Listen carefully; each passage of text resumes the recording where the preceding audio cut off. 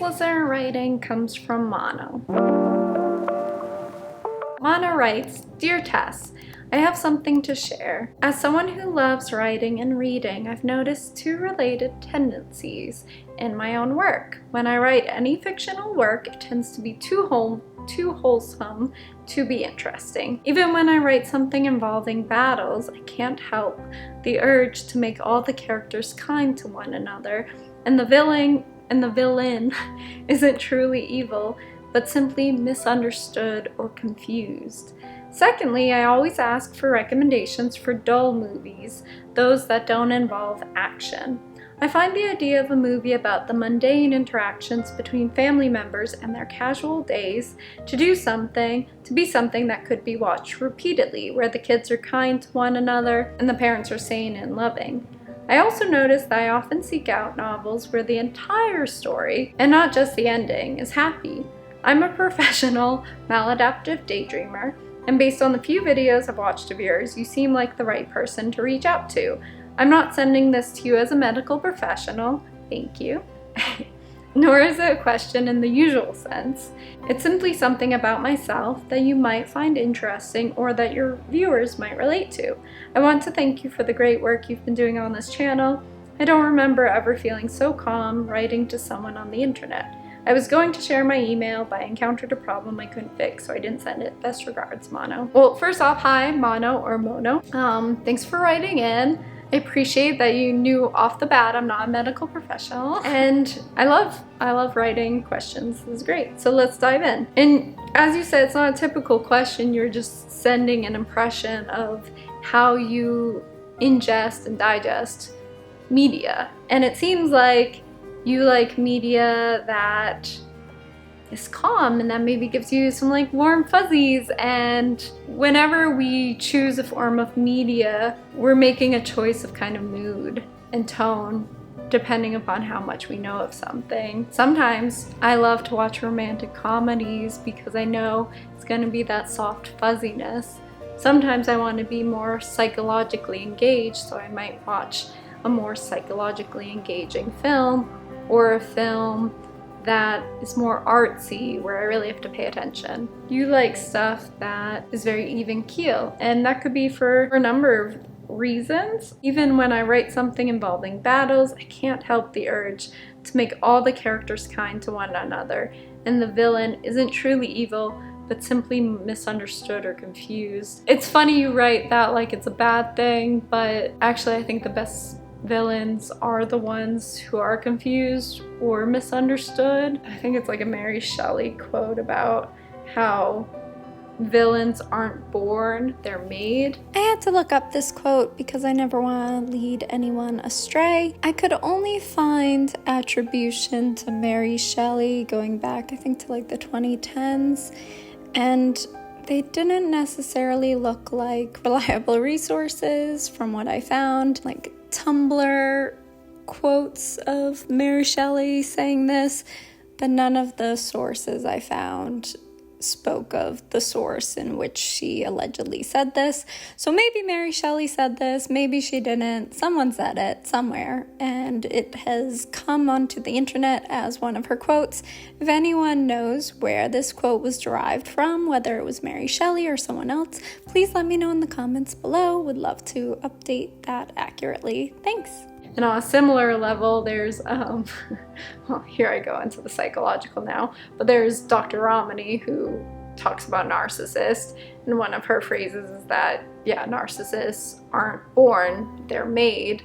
So if you think about like villain origin stories, so many of the popular ones nowadays are to enter the film from the villain's perspective. So we got films like Cruella and the Joker films and Maleficent, showing that, well, I actually didn't see the Joker, so I can't really speak on that one, but with Cruella and Maleficent, there's more to who they are than literally a cartoon character. From a writing perspective, I don't think it's a bad thing that you want your villains to have nuance to what made them the way they are.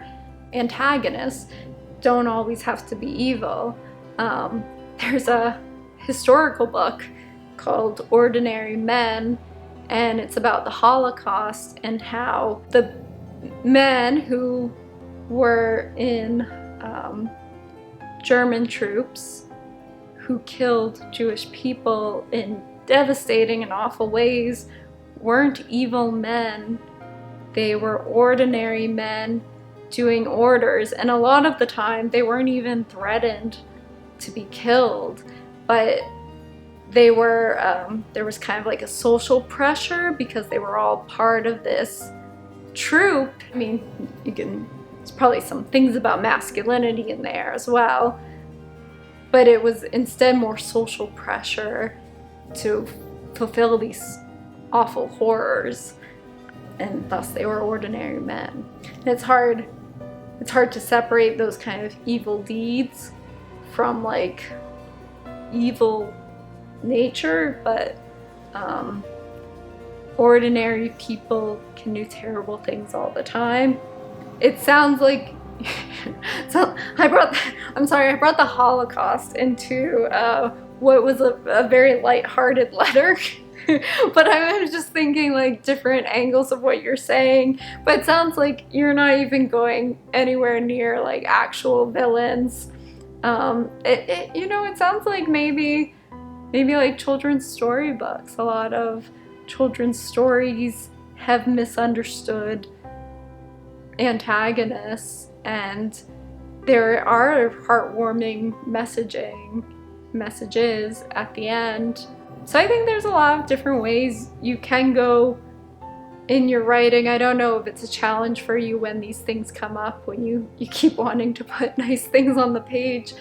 But honestly, in a world that can feel so very dark sometimes, having a tendency toward lightness, that's not a bad thing. It would be lovely, actually, if more people had a tendency toward lightness and lightheartedness. I mean, that's not to say there's no value in darker pieces. I enjoy kind of darker music and literature and probably poetry.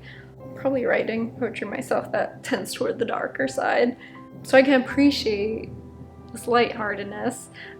Your letter also made me think of the show This Is Us, because I think that show fulfilled kind of an untapped niche, and that was like, I've never put this into words before, but it was almost like Full House for adults, where there's like emotional conclusions at the end that typically lend toward healthier relationship dynamics.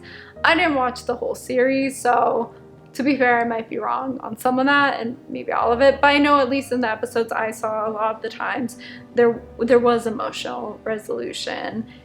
And I think in life, when we lack emotional resolution, it's so painful. So to see that on the screen and to see people depicted as really trying their hardest to navigate these challenging relationships with each other in loving ways is a great model for anyone watching.